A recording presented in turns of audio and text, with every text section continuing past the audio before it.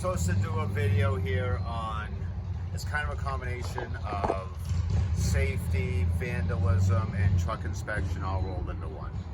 So as you guys know, where we work, it does not have secure 24-hour. We don't have fencing, we don't have security guards. There might be lighting, but cameras, we don't.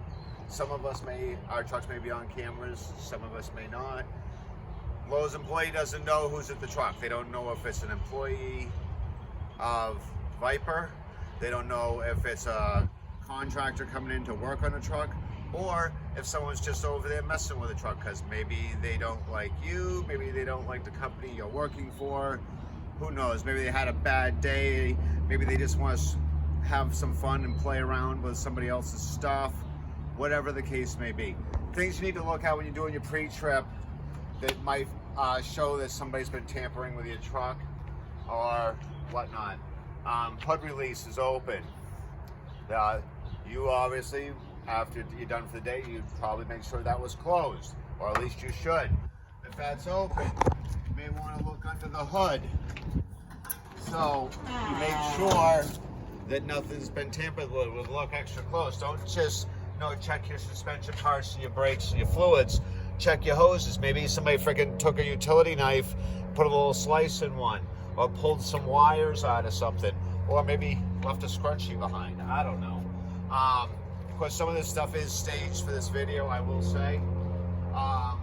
So when you continue on, that's just couple things to look for. As you're walking down the truck, check your tires. Obviously, you want to make sure there's no rocks in your tires. You want to make sure there's no slices in your tires, or anybody let the air out of them or whatnot.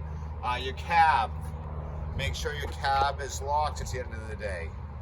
Make sure your window is closed. It's really easy to stick a coat hanger in there and pull a lock open, and then all of a sudden somebody walks right in, and hey, look, there's a power cord, a free power cord. I can use one of those, an extra one for my car. Oh, there's some triangles. Hey, you know what? That'd be pretty handy to have in my car or my wife's car in case of an emergency.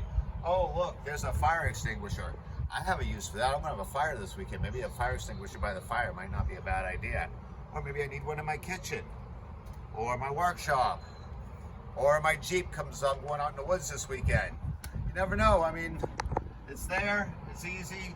Hey, look, now I threw on a jacket that says my company on it, so now I don't even look suspicious walking around the truck. Okay, fuel doors or fuel covers. It's really easy. Siphon out, 5 gallons of diesel fuel, go home and start a fire, or 5 or 10 gallons, whatever, because I'm out of fuel in my furnace, and it will work in a furnace to keep your house warm. So, I mean, things to think about. Going along the side of the trucks, other things to think about. Well, these are things also besides, your typical obvious, like somebody came by with a spray can and spray painted your truck, or threw some slices of bologna on the hood to peel the paint or whatever. Toolboxes, we have a lot of stuff in here. Straps, anybody can find a use for straps for something, especially if you're at a hardware store. I gotta strap down some boards. Oh, look, what's in here? Mine doesn't have a lock on it, but it doesn't open easily either. You have to know how to open it. It's a little bit of a trick to it, obviously. If you see that's been opened or tampered with, you guys, there's also, I keep my spare antifreeze and oil and stuff like that in here. So it's not in the cab, it's out of the way. So things to think about, what are people gonna do? Like I said, it could be just somebody having a bad day. Somebody got upset about something. Somebody just wants to play around and have some fun some night because they're bored and hanging out. Some kids and they don't have no place to do or anything to do, So things to think about. Rear tires, obviously you're looking for cuts, scratches. This is one that's happened to me a couple of times on dirt roads. Rock in the tire. You start off down the road, usually that get wedged in there real good. Comes out sometimes really hard with a good sledgehammer. Sometimes that won't even take it out. I've had to wrap a chain around my back bumper to pull one of these out before. This could do some damage. Usually you'd notice this when you start moving a truck because it's gonna make a pretty good thumping noise.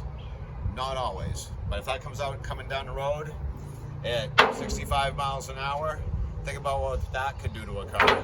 Go through a windshield, go through somebody's radiator, take out through somebody's plastic grill, take out a radiator. I mean, think about what it really do to a Ford that's freaking aluminum. Jeez, that freaking really do some damage. Other things that you know that people can throw in tires, you never know. Some bottles, cans, glass bottles can be bad. They get heated up, they pop, they slide to the inside of your tires. Next thing you know, you're going down the road, you got some flat tires. You're blowing out on the highway, whatever. We don't want any of that. Just things to think about, guys. You know, I mean, there's a lot of things out there that, you know, just your everyday checklist doesn't always point out. So, these handy dandy cords for your lights and stuff for your Moffett, I wouldn't be surprised if they also fit a camper. You know, hey, somebody comes walking up, hey, I can just pop these right off, throw them in my throw them in my truck, and I'll use them in my camper this weekend. I'm going camping up north.